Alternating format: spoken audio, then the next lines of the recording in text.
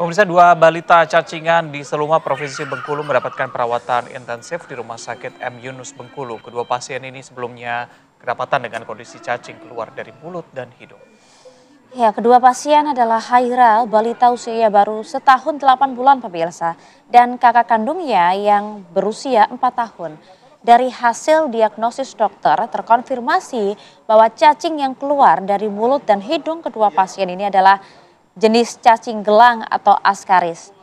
Jadi kuat dugaan memang cacing ini berkembang biak secara masif di tubuh kedua pasien karena dugaannya adalah pola makan dan higienitas yang cukup buruk. Karena diketahui kondisi cacing tersebut bahkan cukup banyak hingga keluar dari bagian mulut dan juga hidung dari kedua balita ini.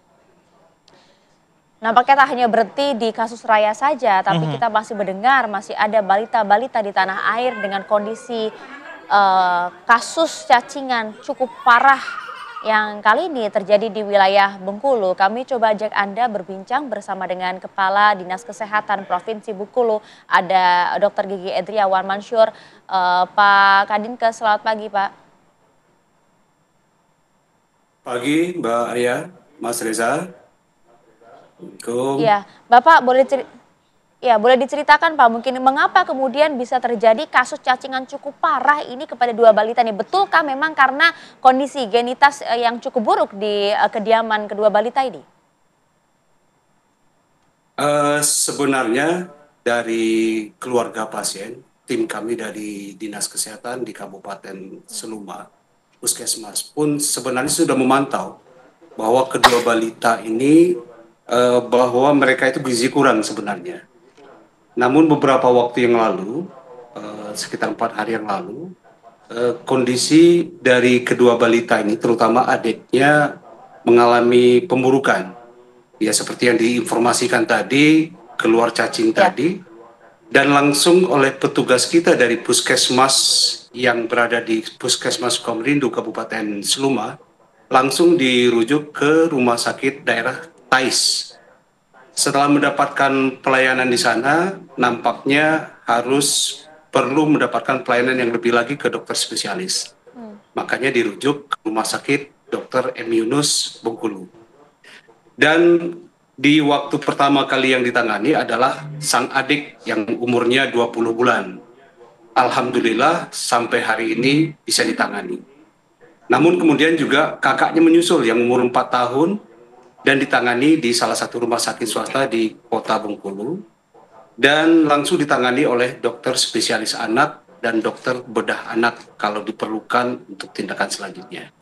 Jadi sampai hari ini setelah ditangani di kedua rumah sakit tersebut, alhamdulillah kondisinya sudah jauh lebih baik dan ini dari Bapak Gubernur Provinsi Bengkulu langsung turun tangan untuk bisa menindaklanjuti permasalahan ini agar segera diatasi permasalahannya. Begitu Mbak.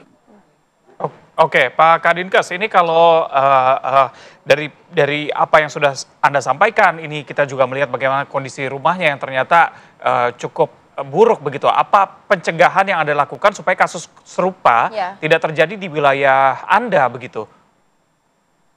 Iya, yang jelas untuk kuratifnya, untuk pengobatannya, kita telah intervensi langsung dengan penanganan di puskesmas maupun di rumah sakit. Dan dari pemerintah Provinsi Bengkulu, dari gubernur sampai ke Dinas Kesehatan, itu berkoordinasi dengan lintas sektor terkait, karena ini bukan hanya persoalan ini bisa diselesaikan oleh orang-orang kesehatan. Jadi ada faktor-faktor lingkungan, habitual, dan lain sebagainya yang harus bisa diatasi terlebih dahulu. Dari kawan-kawan termasuk dari Kementerian Kesehatan sudah turun ke lokasi, ternyata di sana ditemukan bahwa di keluarga tersebut memang kondisinya sangat memprihatinkan. Rumahnya, lingkungannya, sanitasinya, kondisi gizinya, dan ini memang perlu mendapat perhatian bersama. Dan dari pemerintah daerah Provinsi Bengkulu langsung turun tangan. Bapak Gubernur langsung menginstruksikan untuk melakukan bedah rumah. Bedah total secara masif untuk rumahnya diperbaiki. Dan ini didukung oleh stakeholder terkait dari Basnas, dari Polda, dan ini untuk mencegah jangan sampai faktor penyebab kejadian kecacingan tersebut tidak berulang dan tidak menular. Dan juga Bapak Baik. Gubernur juga sudah mengeluarkan surat edaran untuk tindakan ini, untuk mencegah penularan atau kasus-kasus ini berkembang ya. Baik, sejauh ini pengawasan dari gizi balita di sana seperti apa Pak? Karena kalau saya dulu kecil sih memang kan ada posyandu, ada arahan untuk ke puskesmas, mengecek kesehatan. Tapi bagaimana di kondisi di Bengkulu sendiri Pak? Kan Apakah rutin itu untuk meminum obat cacing itu kan juga ada kampanyenya betul, dulu ya? Betul, Iya, kita sudah melakukan secara rutin, melakukan pemberian obat cacingan secara massal. Di setiap posyandu, di puskesmas, selalu membagikan obat itu secara gratis. Terutama sasarannya bagi anak umur 1 sampai 12 tahun. Dan juga kita berikan obat-obatan bagi ibu hamil. Dan ini memang perlu pendampingan lagi, pemantauan secara ketat untuk keluarga-keluarga yang dianggap memang butuh pendampingan. Jadi memang bukan hanya kasus kecacingan, tapi kasus-kasus yang lain kami dari Dinas Kesehatan selalu menekankan untuk melakukan promotif dan preventif dan menghimbau lagi, memberikan edaran, memberikan himbau-himbauan ke masyarakat supaya berperilaku hidup bersih dan sehat, ya, cuci tangan yang bersih, ya. Ya. Pak, kami tapi penasaran Pak, kan saat ini kedua balita tersebut sedang dirawat ya Pak ya. Jadi proses perawatan bagi kedua balita ini sebenarnya seperti apa sih secara spesifik? Karena kami tentu tidak inginkan ya bahwa kasus raya terulang kepada kedua balita ini. Ya, untuk perawatannya di rumah sakit ini langsung ditangani oleh dokter spesialis. Bahkan spesialis anak, bedah anak kemarin mau melakukan tindakan agar ini cepat bisa dikeluarkan, ya, cacing-cacingnya. Dari kondisi yang disampaikan kepada kami, dilaporkan kepada kami dari tim medis, bahwa memang ditemukan di tubuh balita dan bayi tersebut cacing, ya bahkan ukurannya informasinya sampai panjangnya sampai 30 cm. Dan ini juga ditemukan dari ronsen, foto tersebut masih ada larva-larva yang berkembang di paru-parunya. Tapi secara medis ini telah ditanggulangi dan kondisi balita tersebut sudah bisa merengek, bereaksi, tidak seperti waktu mereka datang ke rumah sakit yang memang responnya sangat minim. Nah, ini tentu menjadi catatan bagi kita semua agar hal ini jangan sampai terjadi dengan melakukan himbauan-himbauan tadi, kegiatan PHBS tadi, perilaku hidup bersih dan sehat tadi. Iya, Pak, untuk kedua orang tua dari balita ini sebenarnya profesi seharian seperti apa, Pak? Ya, memang mereka bekerja sebagai buruh lepas, ya. Umurnya yang suaminya umur 25 tahun, istrinya 24 tahun. Dan ini kami kemarin di bawah arahan Bapak Gubernur dan Pak Sekda langsung turun ke bawah ke lapangan.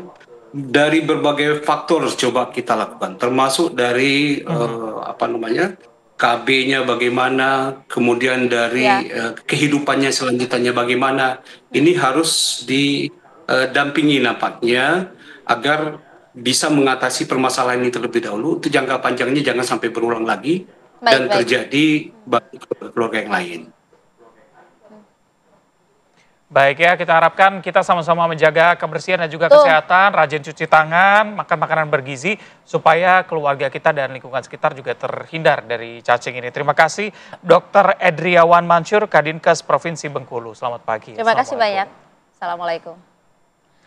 Nah pemirsa, kami jeda dulu. Usai jeda kami coba ajak Anda melihat ya, penasaran juga seperti apa sih kalau pagi ini sekitar pukul 8 pagi di kawasan TB Simatupang. Nah, masih kalau misalnya sore kan ada rekayasa lalu lintas dengan tol gratis. Kalau pagi-pagi gimana ya kira-kira di sana, kita akan lihat usai jeda. Tetap bersama kami di Apa Kabar Indonesia Pagi.